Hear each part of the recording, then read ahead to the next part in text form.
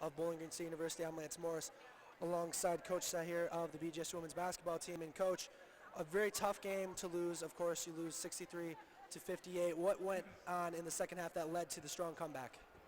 Just a couple miscommunications defensively, I think. I mean, you guys can see there they shot 52% in the second half, had a lot of quick, easy looks on the roll downs to the post players, just some miscommunications on ball screens, which can't happen coming out of the halftime. So they were up 14-4, I think, to start that second half. Ended up playing it even at the end, but not enough.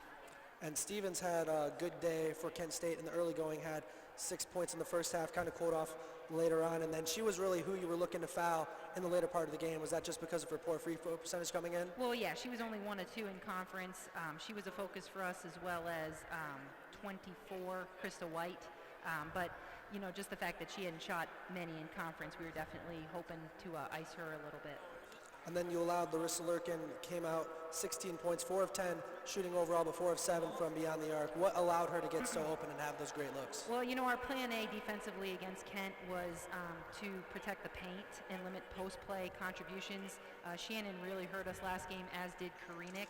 Shannon had 16, Karinik had 13, and they combined for I believe 26 rebounds. So we took away their plan A. We did a really good job, and they did a great job going to their plan B and being successful with that. And Larissa Lurkin, she was 0 for 7 the first time we played her. I knew she was going to come out firing, and sure enough she did. So hats off to Larissa. And then back on the BG side, Justinger ended up with 19 points, was in single digits, just around 3 in the opening half. What allowed her to have such a strong second half? You know, Miriam's a fighter, and we kind of challenged her at halftime, and you guys can see she met the challenge. She will always rise to the challenge, and had a 15-point second half and fought and attacked that second half. So yeah, she definitely had a great second half. Just unfortunately, our team effort, we fell up a little short. And then Kennedy Kirkpatrick finished with 13 points on the day, but had 11 coming into the second half. What happened in the second half that she didn't get as many looks as she did in the opening half? You know, I don't know. Yeah, we didn't get KP as many touches, as many scoring opportunities, and I think they amped up their defensive pressure and respect for Kennedy. Kennedy came out, like you said, had 11 points at halftime, so you better believe Coach O'Banion was in that locker room saying, you know, you got to get on 23, and that's exactly what they did.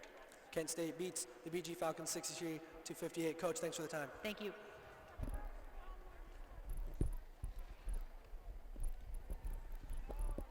And once again, Falcons lose today by a score of 63-58 as we get Kevin Peel back on the headset, and we have the hockey game starting soon, so we're just going to have to go rolling straight to our thank yous. First to our faculty advisor, Mr. Stephen Merrow, Jim Barnes, the Chief Technical Engineer of 88.1 FM WBGU, Rick Bussell, the Chair of the Department of Telecommunications, Jason Knable, the Assistant AD for Athletic Communications, Mike Sheehan, the SID for Women's Basketball. Got to, of course, thank Garrett Mansfield, the Executive Director of the Bowling Green Radio Sports Organization, allowed us to come out here and broadcast the game for you today. I have to thank Frank Gargano and, stepping in at the end, Caleb Page for producing this game and making sure you were heard on the air on 88.1 FM